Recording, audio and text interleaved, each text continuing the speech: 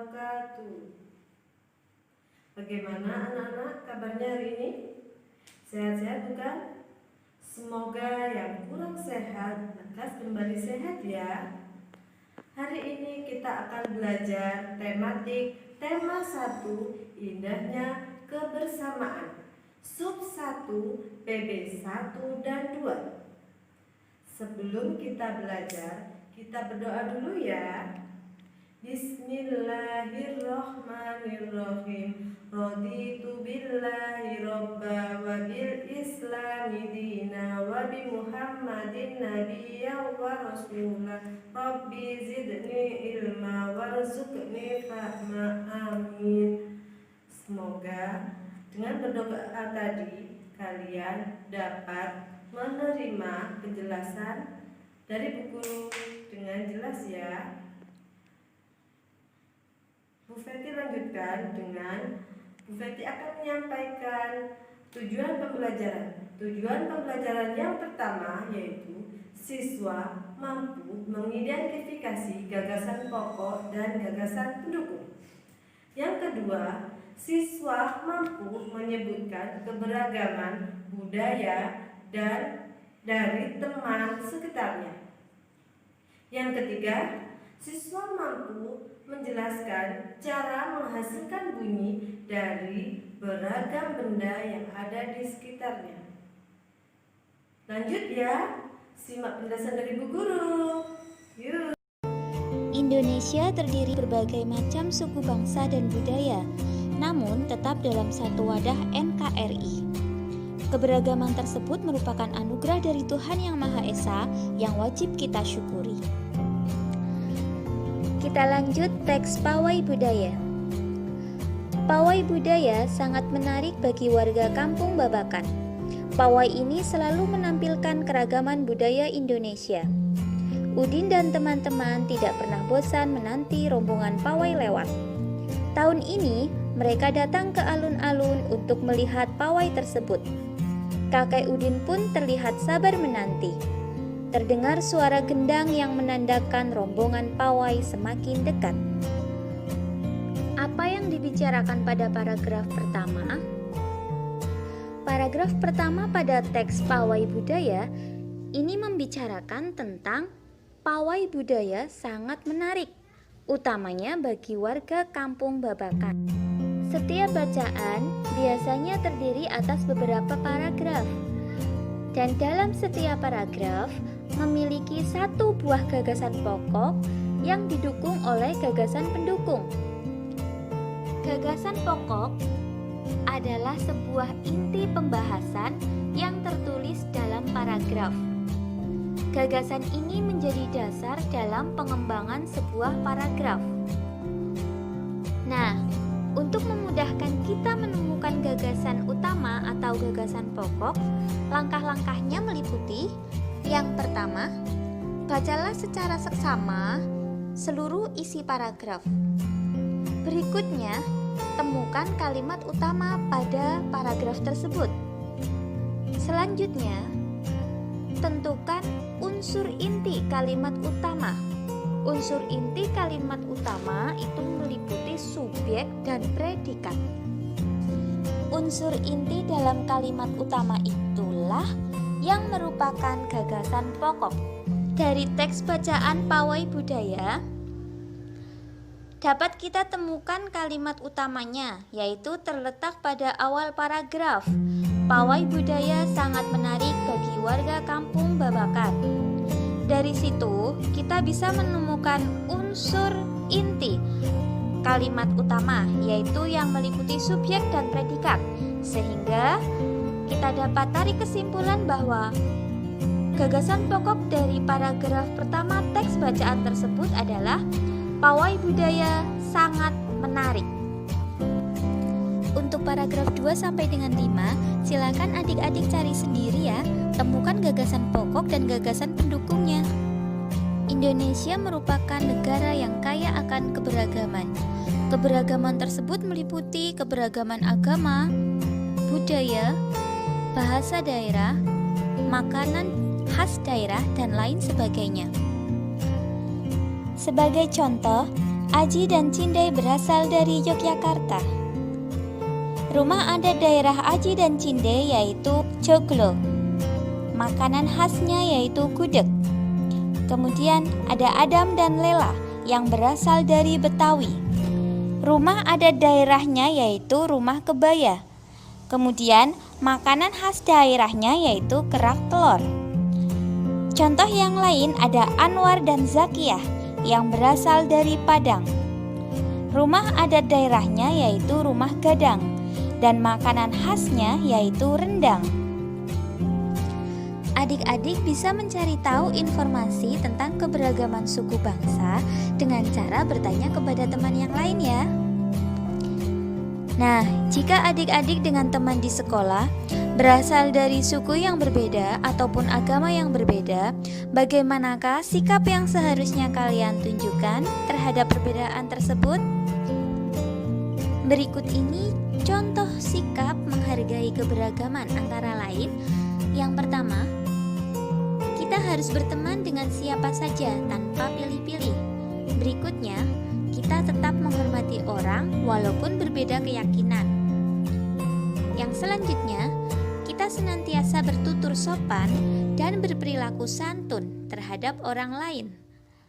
Lalu, kita juga ikut mengapresiasi akan keanekaragaman budaya di Indonesia. Selanjutnya, kita harus mencintai keberagaman serta meyakini bahwa keberagaman akan memiliki manfaat yang lebih banyak. Selain kaya akan budaya, tarian, dan makanan khas daerah, Indonesia juga kaya akan jenis alat musik. Berikut adalah contoh alat musik yang dimiliki oleh berbagai suku di Indonesia. Yang pertama, angklung.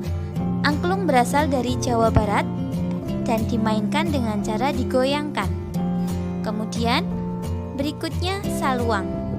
Saluang berasal dari Sumatera Barat, dimainkan dengan cara ditiup. Selanjutnya, kendang. Kendang ini berasal dari Jawa Barat. Lalu ada tifa yang berasal dari Papua dan dimainkan dengan cara dipukul. Alat-alat musik yang digoyangkan, ditiup, dipukul, atau dipetik akan menghasilkan bunyi.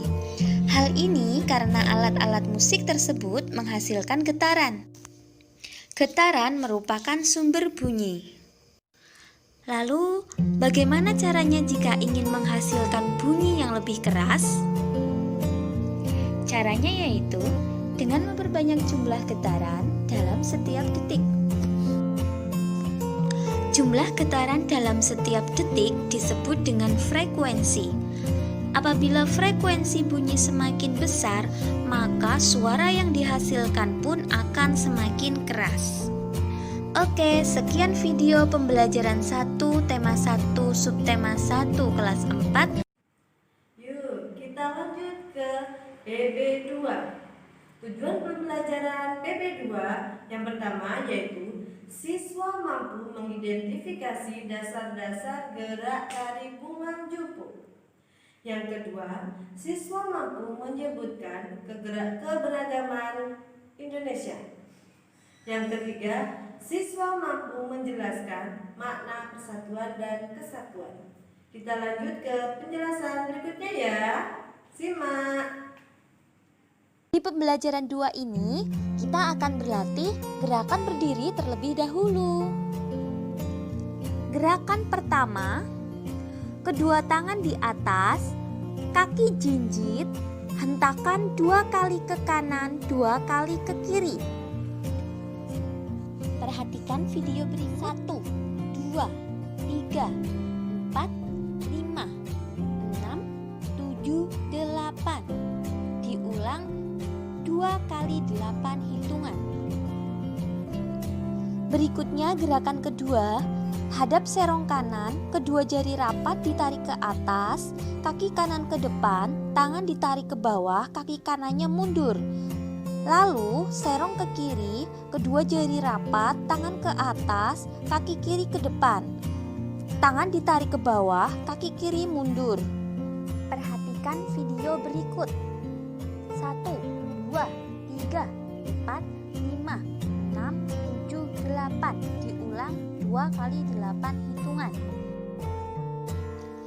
Gerakan berikutnya, kedua telapak tangan saling berhadapan, dibalik ke kanan dan ke kiri bergantian. Kaki berjalan di tempat sambil diayun. Perhatikan video berikut. 1, 2, 3, 4, 5, 6, 7, 8. Diulang 2 kali 8 hitungan. Gerakan dasar tari Bungeng Jumpa yang terakhir pada posisi berdiri yaitu kedua tangan memegang bahu, kemudian tangan didorong ke depan. Tangan lurus, jari tangan mengarah ke atas. Kaki maju bergantian kanan dan kiri. Perhatikan video berikut. 1, 2, 3, 4, 5, 6, 7, 8. Diulang 2 kali 8 hitungan. Keberagaman di Indonesia sangat indah. Bagaimana menjaga keberagaman tersebut? Ayo kita pelajari lebih lanjut. Pak Sami, Pak Encep, Pak Made, Pak Udin, dan Pak Nur tinggal di kampung Babakan. Mereka berasal dari suku yang berbeda-beda. Mereka juga mempunyai kesukaan makanan yang berbeda. Makanan kesukaan mereka adalah makanan khas daerahnya. Mereka juga sangat ahli dalam memainkan alat musik daerah masing-masing. Mereka menggunakan bahasa Indonesia sebagai bahasa sehari-hari, meskipun masih sangat terpengaruh dengan logat bahasa daerah mereka. Coba adik-adik identifikasi keberagaman berikut. Kakak contohkan untuk yang keberagaman bahasa. Pak Sami berasal dari Maluku, bahasa daerahnya adalah bahasa Melayu Ambon. Pak Encep berasal dari Sunda, maka bahasa daerahnya adalah bahasa Sunda. Kemudian Pak Made yang berasal dari Bali, bahasa daerahnya adalah bahasa Bali. Pak Udin yang berasal dari Betawi, maka bahasa daerahnya adalah Melayu. Kemudian Pak Nur berasal dari Jawa, bahasa daerahnya adalah bahasa Jawa. Untuk keragaman yang lain seperti makanan, alat musik, pakaian daerah, tarian, kebiasaan, silahkan adik-adik mencoba mengidentifikasi sendiri ya.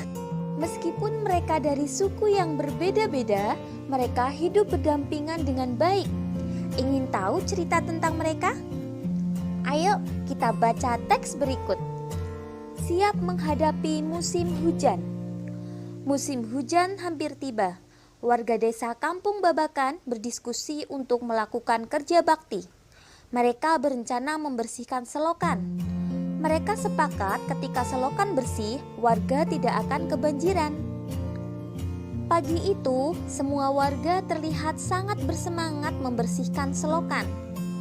Pak Sami dan Pak Udin sibuk mengambil sampah yang ada di dalam selokan. Pak Made dan Pak Udin memastikan saluran selokan lancar. Pak Nur mengambil sampah-sampah dan meletakkannya di gerobak sampah. Setelah acara kerja bakti selesai, warga berkumpul untuk menikmati teh hangat dan pisang goreng. Makanan tersebut dimasak oleh warga ibu-ibu. Mereka senang karena selokan desa sudah bersih. Ini hujan. Pelajaran kita dari awal hingga akhir sudah selesai ya. Belajar apa kita tadi? Ya, PB 1 dan 2. Besok akan kita lanjut dengan PB 3 dan PB 4. Tetap semangat. Berikut akan Bu Guru sampaikan, akan Ustazah sampaikan. Jangan lupa dikerjakan dan dikirim ke Bu Feti dan Bu Vera lewat WA ya. Wassalamualaikum warahmatullahi wabarakatuh.